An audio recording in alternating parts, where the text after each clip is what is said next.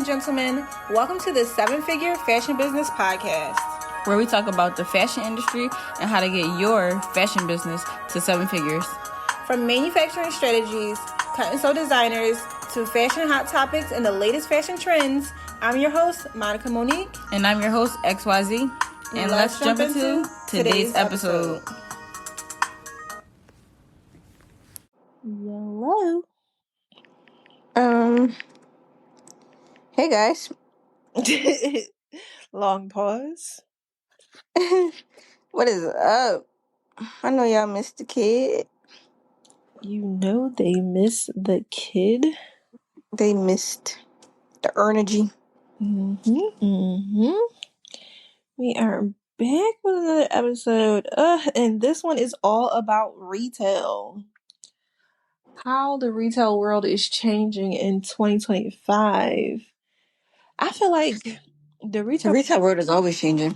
It's always changing, but I feel like the 2024 was the start, and now 2025 is going to go into like full motion speed ahead, a completely different retail layout for a lot of companies. Yeah.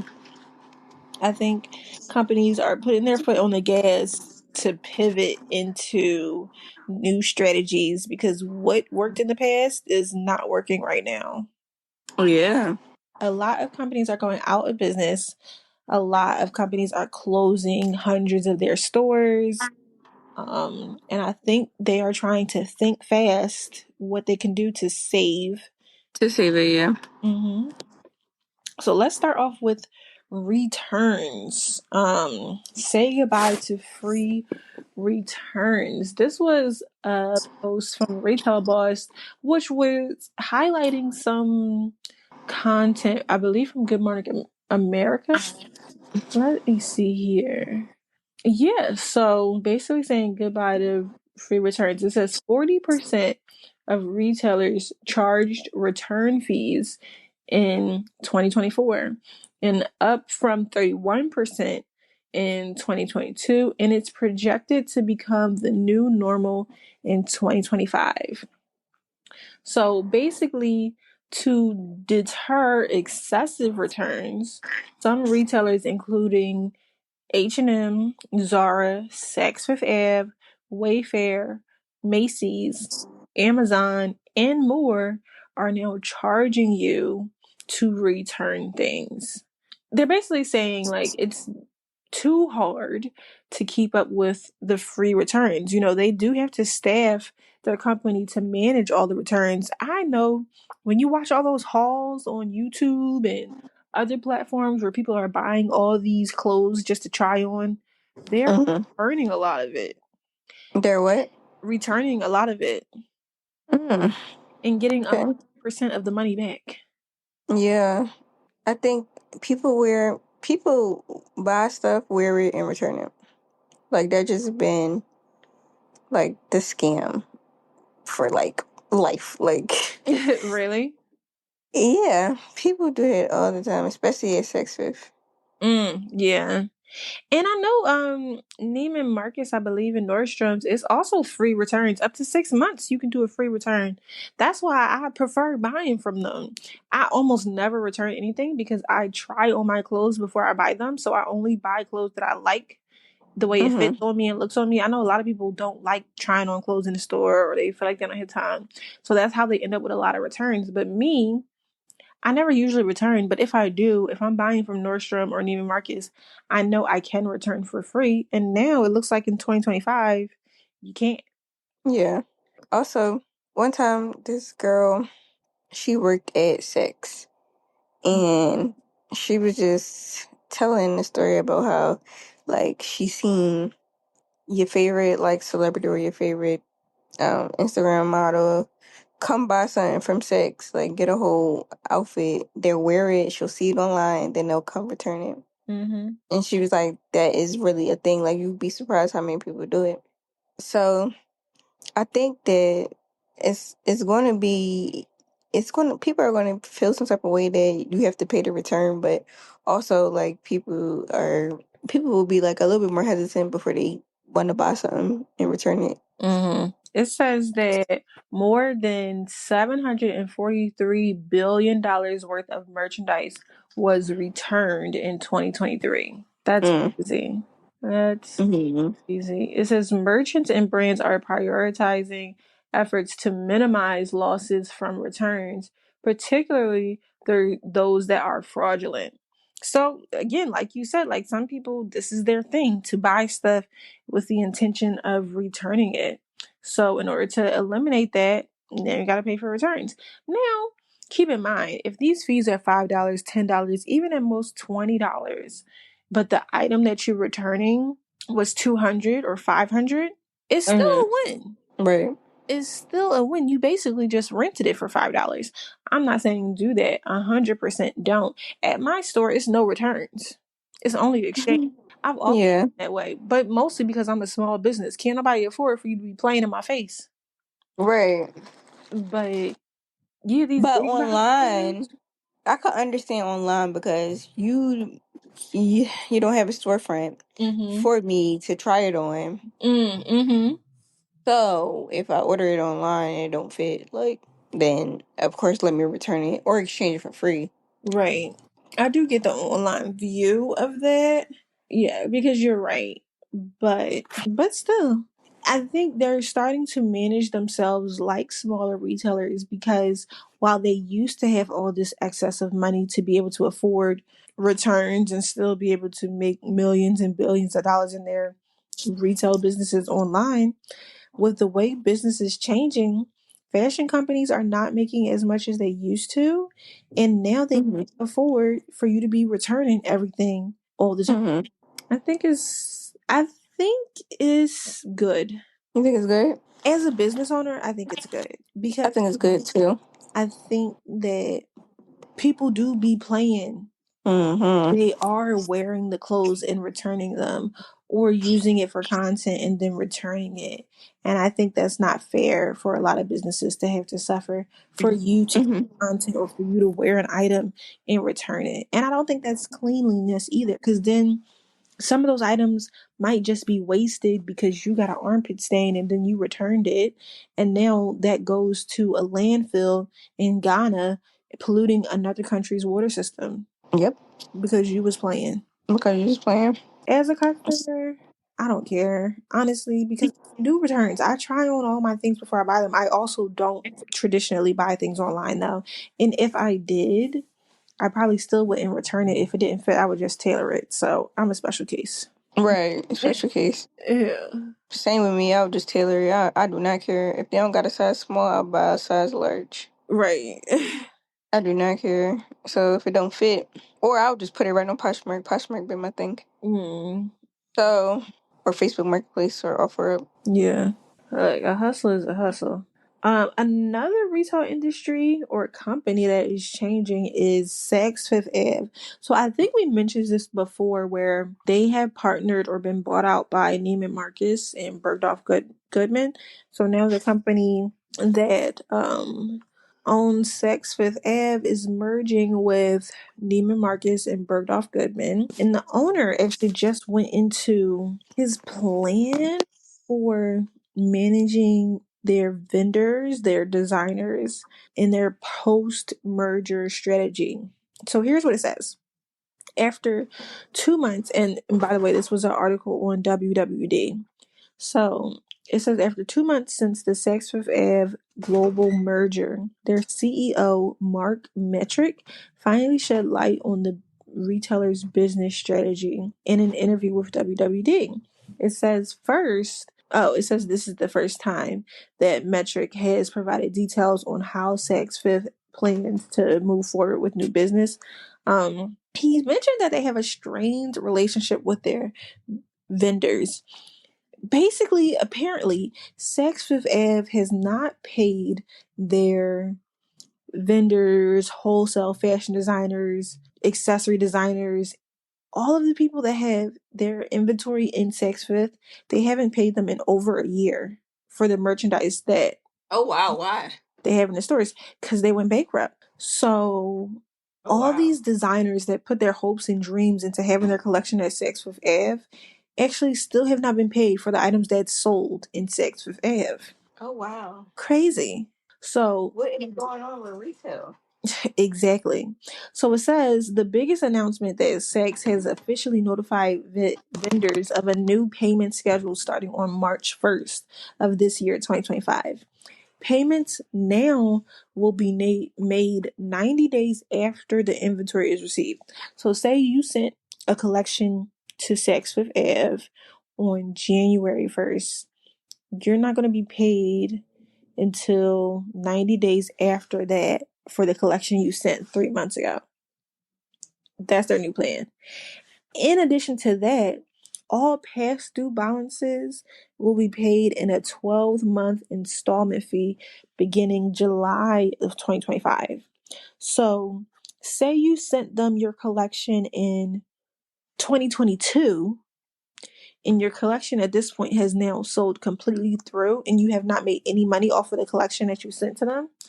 Now, whatever they owe you, they're going to break down into a 12-month payment plan and start paying you July of this year.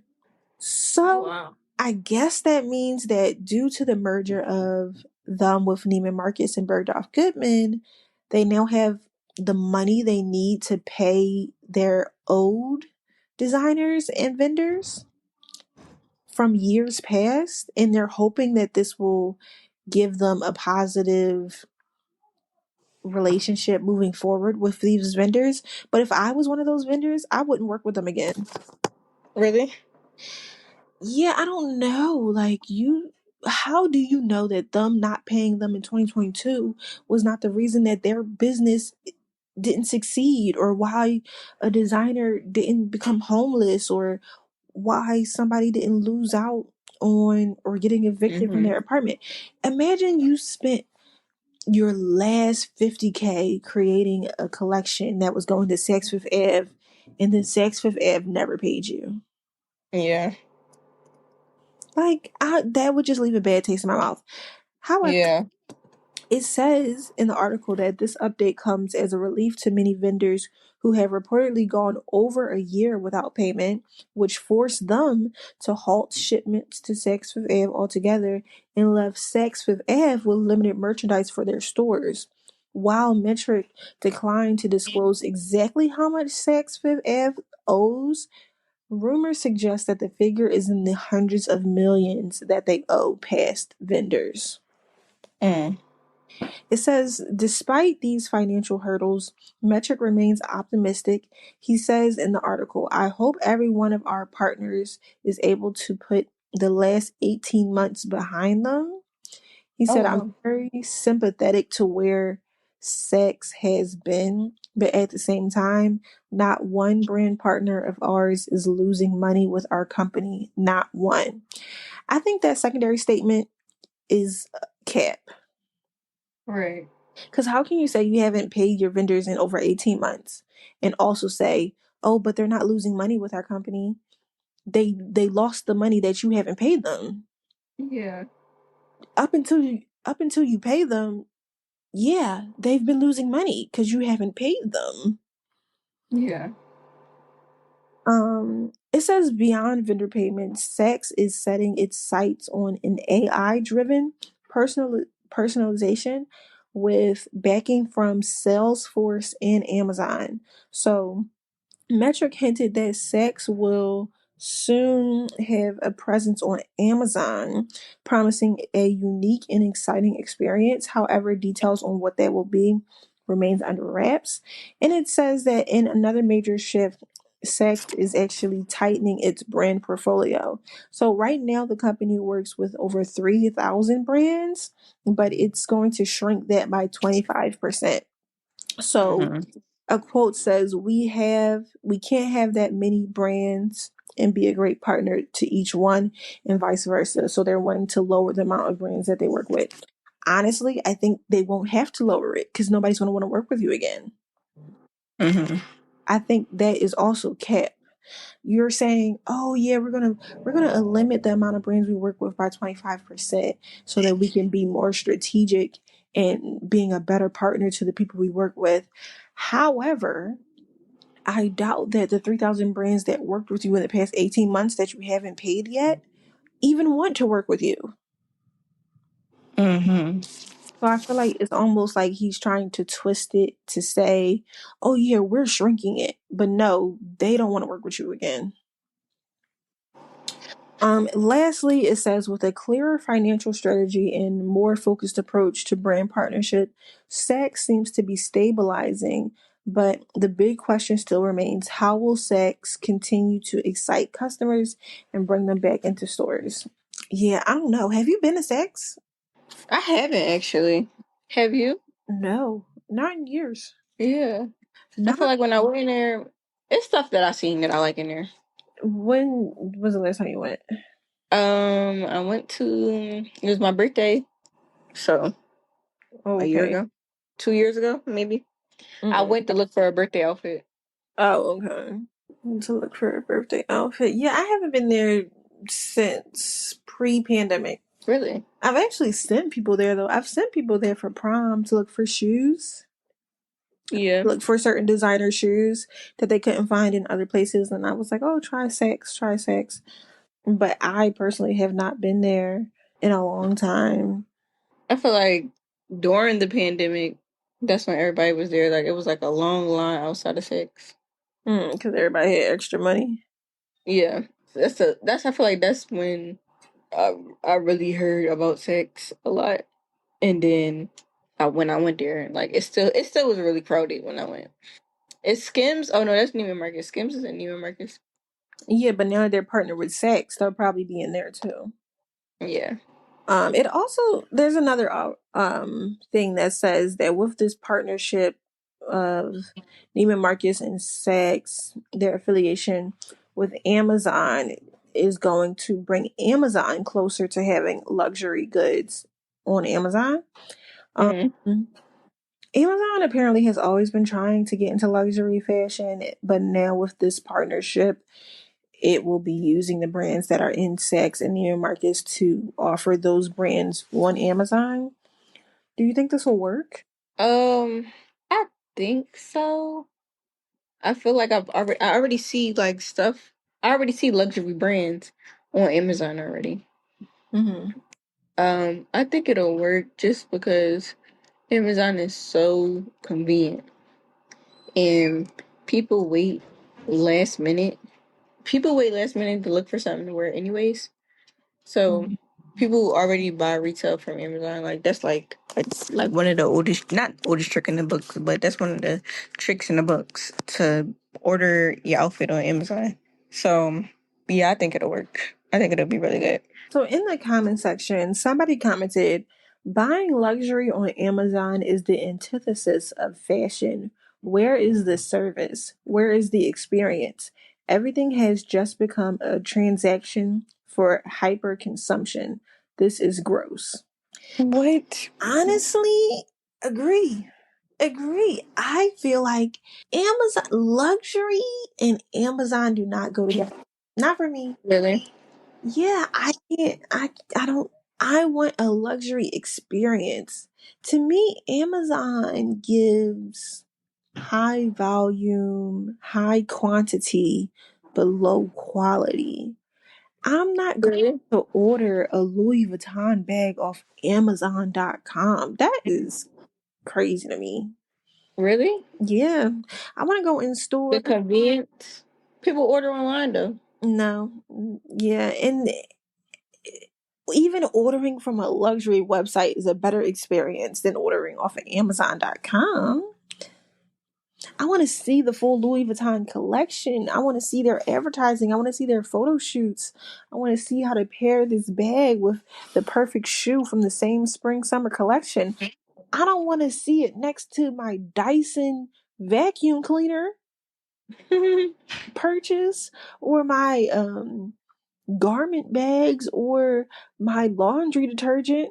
So all of those things are going to be in my cart at once. That looks crazy. It's not giving luxury to me. mm. I don't think the website. When I first seen it on Amazon, I was like, ew. Like I was like, this gotta be fake. Mhm. But I still think that I see what you're saying, and it definitely does. Like Amazon and luxury don't go together, but also just by the consumer's behavior, I think it'll just be convenient for people to buy their stuff from Amazon. And then you're going to get a Louis Vuitton bag or whatever brand. I'm just using Louis Vuitton as a demo of a brand, but you're going to get that brand in an Amazon shipping box? Ew. Mm-mm. With the little smiley face, it's not giving. Mm-hmm. Somebody commented, sex online presence is terrible. This is their only option. Somebody else commented, how is this luxury? Another person commented, new headline, two CEOs share a terrible idea and none of them have accountability. Oh, somebody else commented, maybe Saks and Neiman Marcus should pay their vendors first. Ooh. Somebody commented, I won't support any luxury brand through Amazon. I may not support them at all if they partner with Amazon. What a terrible partnership. They treat their employees terribly, and it diminishes the entire experience of buying luxury at Saks. So, a lot of people agree with me, but also they're pointing out that Amazon as a whole company with the history and some boycott Amazon campaigns having a negative effect on the Saks Fifth Ave and Neiman Marcus online experience. Because if you don't want to support Amazon, but you do want to support Saks and Neiman Marcus, you can't do both. Yeah, So now how is that going to work? A lot of people don't like the idea. I can see it. But Yeah. also with Amazon, I just think that Jeff Bezos is just always um, evolving, and I could see Amazon being like bigger than what it is. It's already big, but I could see Jeff Bezos just wanting to take Amazon to the next level. Yeah. And the Walmart working What? Birkin. I can see Amazon wanting to be in competition with that, but just to see how people like reacted to the working Mhm. and like having some type of luxury, like people was like, oh, I'll go buy it. Like maybe Amazon like thinking that way, or I don't know. Right. So I'm glad you brought that up because Walmart actually partnered with this company, Rebag, to sell authentic pre-owned luxury bags after the Walmart Workin, their knockoff Birkin, went viral. So Mm-hmm. basically, it sounds like they're trying to do the same thing, where Walmart is trying to get into the luxury world as well. So Walmart signed an agreement with the resale platform Rebag to offer authentic pre-owned luxury items after the dupe Workin went viral. This will now allow Walmart to offer an assortment of second-hand luxury handbags, watches, and fine jewelry through this collaboration. Now, high-end brands like Hermes, Goyard, Chanel, Dior will be available for purchase directly on Walmart's online website. This move reflects Walmart's ongoing efforts to broaden its appeal and cater to customers seeking affordable access to luxury goods. Let's start there. Crazy. Mm-hmm. Psychotic. This is going to be available through Walmart's website? What? Oh no. Again, Ew. I don't Hey, want what's it. going on in the luxury world then? It must be something that we don't know. I told you. I told you. What's going on is that there will be no more middle class. You either are a luxury person and you are high end and you are rich, or you're going to be poor, and you can only afford the cheap knockoff stuff or to only get your necessities and that's it. And I think if your brand is only in the middle, you are going to lose a lot of money in the next 4 to 8 years because the middle class is getting more and more divided by the day. People are making less and less money, and other people are making more and more money. But Mm-hmm. the middle class is fading away. So as a brand, you have to cater to either the poor or the rich. And I think Walmart and Amazon are now trying to do both. Mm-hmm. I do not want to buy a $32,000 Birkin next to my paper plates. It's not clicking. It's not going to make sense for me.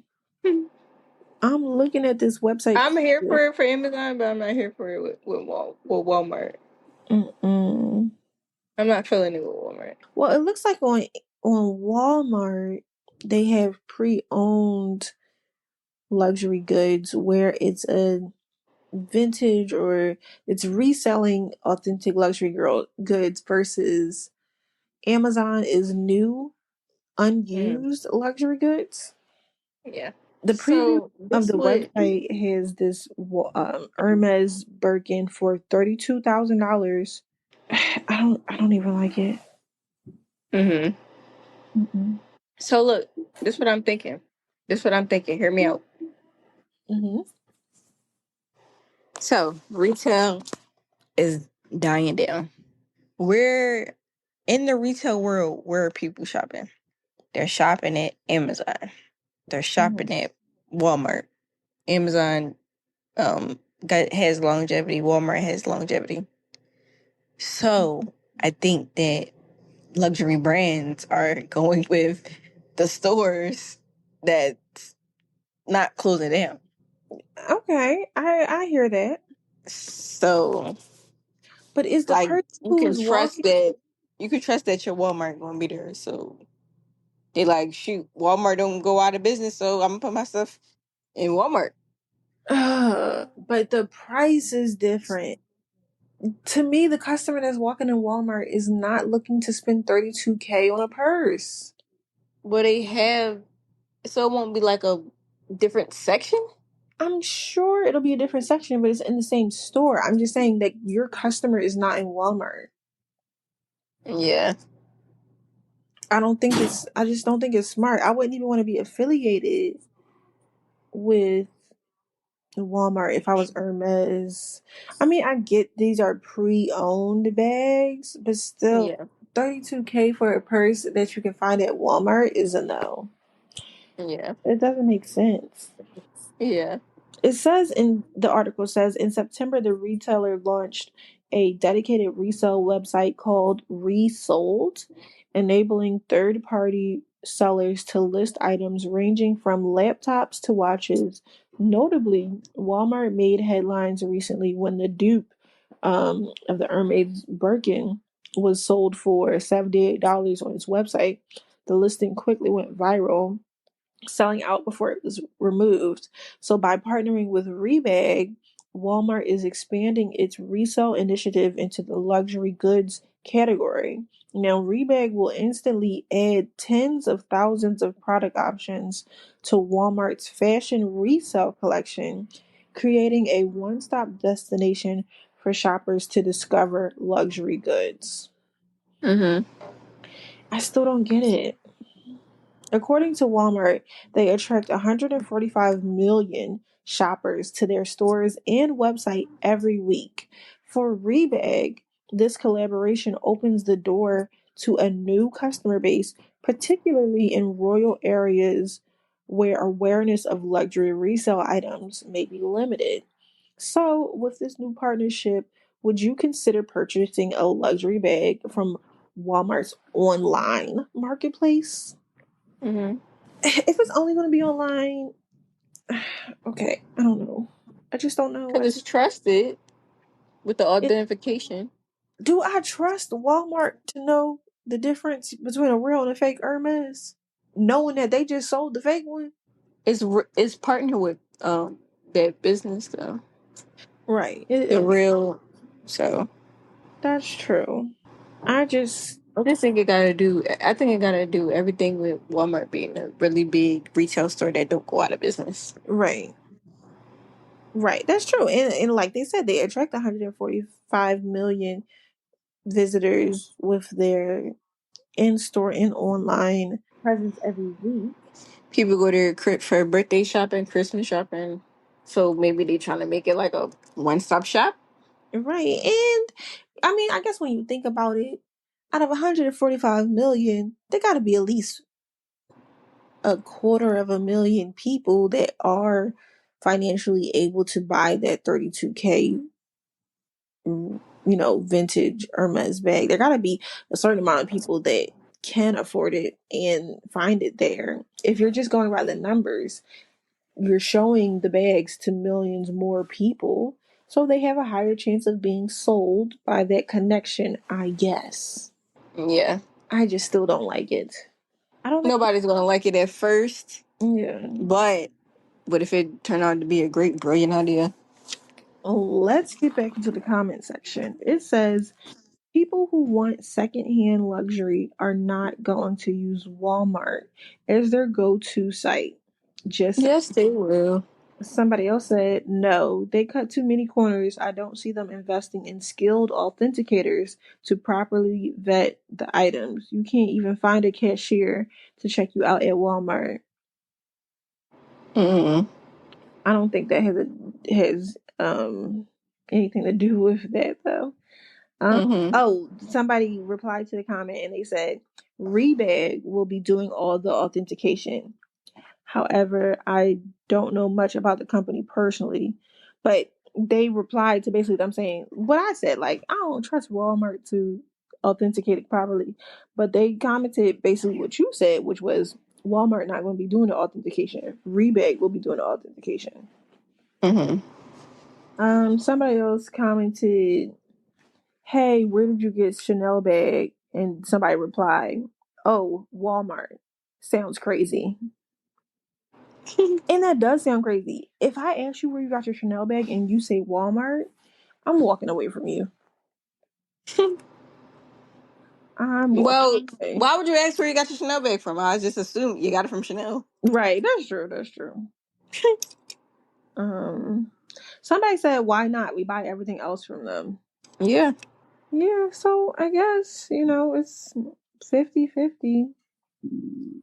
We'll see how this pans out. The retail world is changing and we just got to keep an eye out. Some of these strategies will work, some of them will fail, but we will let you know which ones succeed and which ones don't. For sure. We'll keep you posted. I want to see For sure. numbers next year. Like, did they increase sales? Did it not work? Are they going to leave this partnership? Are they going to double down? Like, I'm excited to see how this works a year or two later. Yeah. Same thing with Saks Fifth Ave and Nordstrom. I mean, Neiman Marcus and Amazon. Like, I want to see. I'm excited about Amazon the most. Yeah. Why? I just believe in it. Yeah. Just off of the convenience of Amazon. Mm-hmm. And also I want I want Amazon and fashion and the retail business and the fashion and the luxury business. I want it to work so that I can sell clothes on Amazon. Right. Right. Of course. So, because Amazon is a really big market, like people that sell on Amazon be making. Like I watched them on YouTube. People that sell on Amazon make a lot of money. Mm-hmm. Agree. So, what can I sell on Amazon? Plates, cups, napkins. I don't really want to do that. I would love to sell clothes on Amazon. Mm-hmm. So I wanted to work. Mm-hmm. So, y'all can go try first, but like if I could put my artwork on Amazon, shoot. Yeah. I agree with that. I agree with that. The people who sell bottled water collections and, plates and napkins and all the things, they're making 10K, 20K, 50K a month on Amazon. So Yes. if I can get my clothing collection on there, yes, maybe I can do those same numbers if it's successful. My whole thing is, Will it work? will it work? Do people actually buy quality goods, clothing from Amazon? I personally have not seen great But bag think about the collections on customer. Amazon. Right. But think about the customer behavior. Everybody wait last minute. The way people shop, people don't shop. People don't buy clothes just to buy clothes. People buy clothes when they about to go somewhere. Mm-hmm. So, and people wait last minute to buy clothes as well. Mm-hmm. So, Amazon is a last minute. People going to Amazon Prime because they want their stuff to Cause they know they can wait last minute. They know they can get something the next day or whatever. So if you put retail on Amazon, I think that's that's literally the customer's behavior. Maybe. Last minute. I think it needs to be a different website. I think it needs to be like amazon.fashion.com, and they Yeah, to restructure how they sell their clothing separately from how they sell everything else. yeah. Or it could be like such by Amazon. Like it could be names a whole different thing. Yeah, maybe. Maybe. But we gotta keep But the Amazon still ships it, right. but it's just a different name. It has to be different. It has to be different packaging. In my mind, it has to be different packaging. It has to be sold differently. Yeah, The white background with the boring model or the yeah. it's not Or maybe Amazon should partner with Farfetch. or ASOS You- involved. Yeah, No. those Sense website. Maybe they should partner with them. What is the future of retail? It must be this. And I do hope that the Amazon. I do hope. I'm Team Amazon. Still got to get used to the Walmart one. Do you have any takeaways? Yeah, I think everything I said was my takeaway, but I also feel like the way I just don't think that a lot of the ideas that the companies are coming up with are going to work. However, I Mm-hmm. want to wait and see. I Yeah, I really want to wait and do. see. I'm excited to see. Yeah, I think that companies honestly just need to make their in-person luxury experiences match their online luxury experience. And I Mm-hmm. think they're both in-store and online luxury experiences need to be better as a whole. And I think Mm-hmm. both were better, both would succeed more. I don't think the answer is to downgrade the in person luxury experience to a high volume Walmart or Amazon low grade experience. Mm-hmm. I don't think that's the solution. But Yeah. again, we'll wait around and see. And I'm excited to keep my eye on it and look at the numbers. Yeah. But something needs to be done For sure. about the retail business. So we're going to see who thinks of the first good idea and strategy to bring the retail business back. Well, I do believe I already thought of it, but I just need $1 billion to bring it to fruition. Mm-hmm. But I believe that was a closer, better solution. Then what's going on now? Yeah, Mm-hmm. because it almost combined the online and in-person experience and gave or will give customers quicker inventory while keeping in-store businesses open. Mm-hmm. That's I think that DoorDash and Uber Eats like changed the game for Mm, restaurants. For restaurants, like exactly. they really keeping restaurants open. Mm-hmm. And I think that Shopmo would be able to do the same. Mm-hmm. So it's just about networking. As any company, it needs financial backing more than what me alone can do. And Mm-hmm. a team behind it that can push it further, faster. So we'll see, because it's really Mm-hmm. like my goal, honestly, is to get Serena Williams on the board of executives and investors. I would love Serena Williams. I would love Emma Grade. I would love other people. I would love Tony, the creator of DoorDash. I would love him to be on board so that eventually I could sell the company to DoorDash or something like that. Mm-hmm. So, but I think that that is the thing that would change it. I don't think bringing everything online is the solution, because what if there's a world one day where nothing is outside? Then what is the point of fashion at all if everywhere only exists on your phone? Mm-hmm. And so I think we still need to keep luxury experiences alive in real life. We'll see. All right, guys, that's enough talking for me. Tell us what y'all think. Tell us what you think. Follow our social media. Make sure you like, share, and Comment, subscribe. Should I close us out? Yeah. Guys, make sure you count your blessings before you count your money. Bye. Bye.